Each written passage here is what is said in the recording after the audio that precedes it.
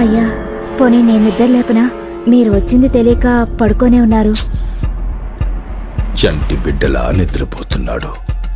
నిద్ర చెడగొట్టడాన్ని మించిన పాపం మరొకటి లేదమ్మా.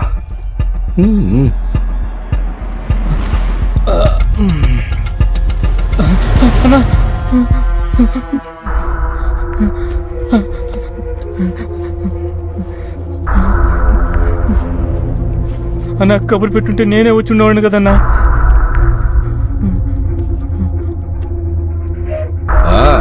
స్వామి, మీరు పెట్టిన ముహూర్తానికి వచ్చేసాం.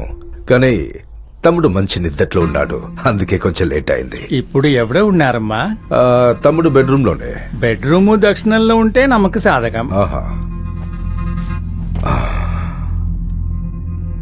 దక్షిణంలో ఏదైనా బెడ్రూమ్ ఉందా? స్వామి, తమ్ముడిని దక్షిణ వైపు తీసుకొచ్చేసాం. ఆ రాజేషుకు మూలా నక్షత్రం, అదిలో కేతు 3వ స్థానంలో ఇరుకు, మనది రాహు 6వ స్థానంలో ఇరుకు. అందుకే లోహానికి సంబంధించిన ఆయుధం ఏది యూస్ పన్నవద్దమ్మా. లోహం కానిదా?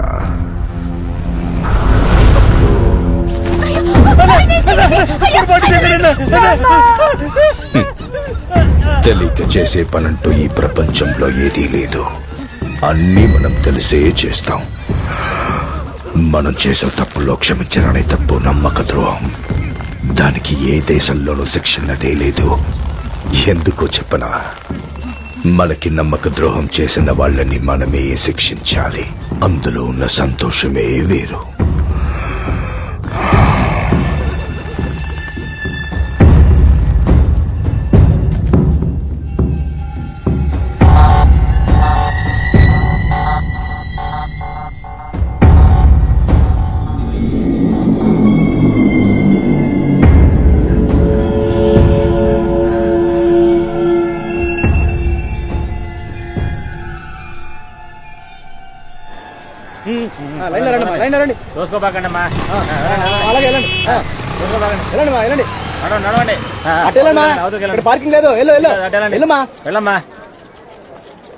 ఏంటి బామ్మ, కుక్కలనే జాగ్రత్తలాగా మీరు దయ్యాలనే జాగ్రత్త అని బోర్డు పెట్టారు?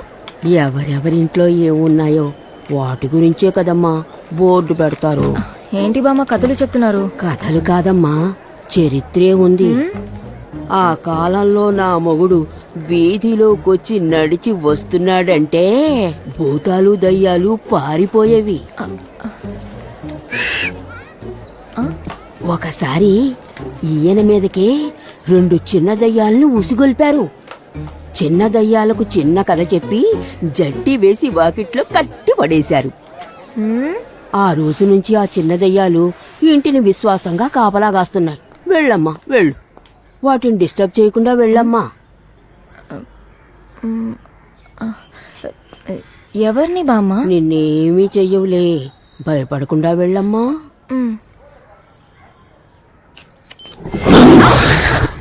ముసలి, భయపడకుండా వెళ్ళు తల్లి, వదిలేస్తానా. Daffy, sit down. I said sit down, Daffy. Daffy, darling, relax. ఆత్మలతో మాట్లాడాలా 5000, అదర్ లాంగ్వేజ్ లో మాట్లాడాలా 10,000. లేదండి, బ్యాంక్ నుంచి వచ్చాను. కాశ్మీర సార్ తో మాట్లాడాలి. ఓ, శుభం భూయాత్. జాఫీ, give shaken. Come on, come on. పెడితే వద్దులే. ఏంటమ్మా, రక్తం పెట్టడానికి ఎంతసేపా? పాపం ఆకలి మీద ఉన్నాయి. పూజలో ఉన్నానే, అందుకే లేట్ అయింది. ఇప్పుడేంటి అంతవరకు తట్టుకోలేవా ఆకలి? మీరు గమనం చేసి వీటిని బాగా చెడగొట్టారు. అసలు ఎప్పుడు ఇలా బిహేవ్ చేయవు. మీరు రండి, మీది ఫ్రెష్ రక్తం కదా, అందుకే ఎగబడుతున్నాయి. ఇక్కడ ఏం సమర్పించాలి? గుడ్డు పాలు సమర్పించాలి.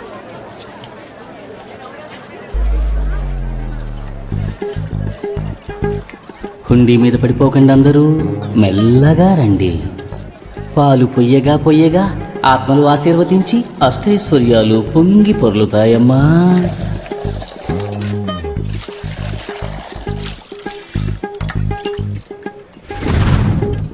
గుడ్డులు పట్పట్మని పగిలితే మీ పాపాలు పటాపంచలై సకల సంపదలు సంప్రాప్తిస్తాయమ్మా.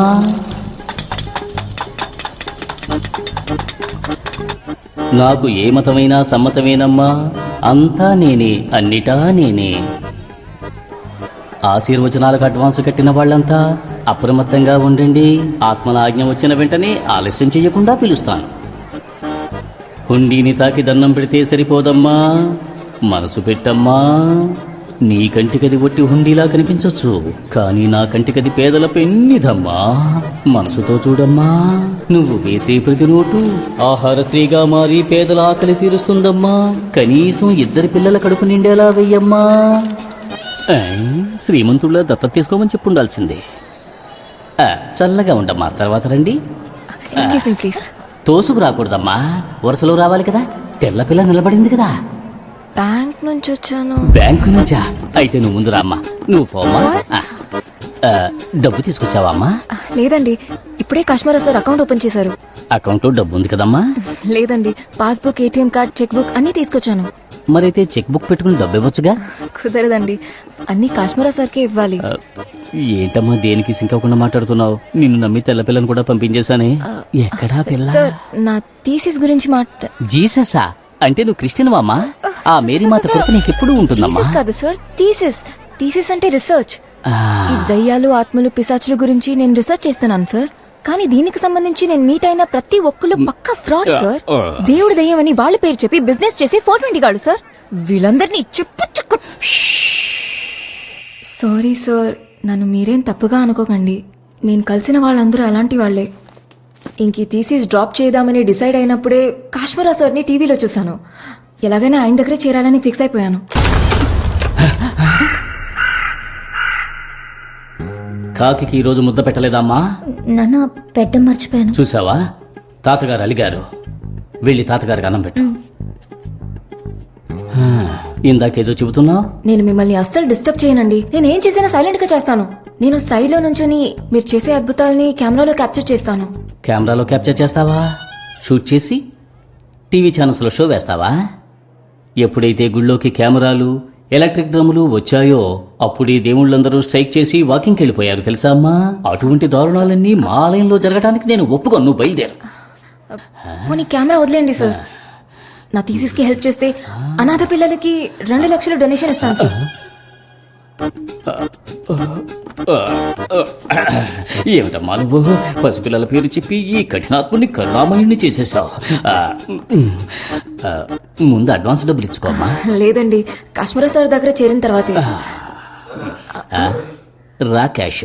ఇదిగో క్యాష్. సార్, మీరు బ్యాంక్ లో అకౌంట్ ఓపెన్ చేశారు కదా, అందుకే cheque book, passbook, ATM card అని పర్సనల్ గా ఇద్దామని. బయలుదేరు. సార్, పాప నీ దగ్గర అసిస్టెంట్ గా చేరాలని ఆశపడుతోంది. అంతే సార్, ప్లీజ్ సార్. ఇదేమైనా ఇన్స్టిట్యూటా? అవుట్. రేపు కనిపించు. ఎల్లుండొచ్చినా పని జరగదు. బయలుదేరు బయలుదేరు. బాబు మాట అంటే మాటే. వెళ్ళు వెళ్ళు. ఎల్లుండొచ్చేసే. అయ్యో 2 లక్షలే. రాష్ట్రంలో సంచలనం సృష్టించిన రియల్ ఎస్టేట్ వ్యాపారి రాజేష్ మరియు వారి కుటుంబ సభ్యుల్ని హత్య చేయబడిన కేసుని సిబిఐకి బదిలీ చేయబడినది.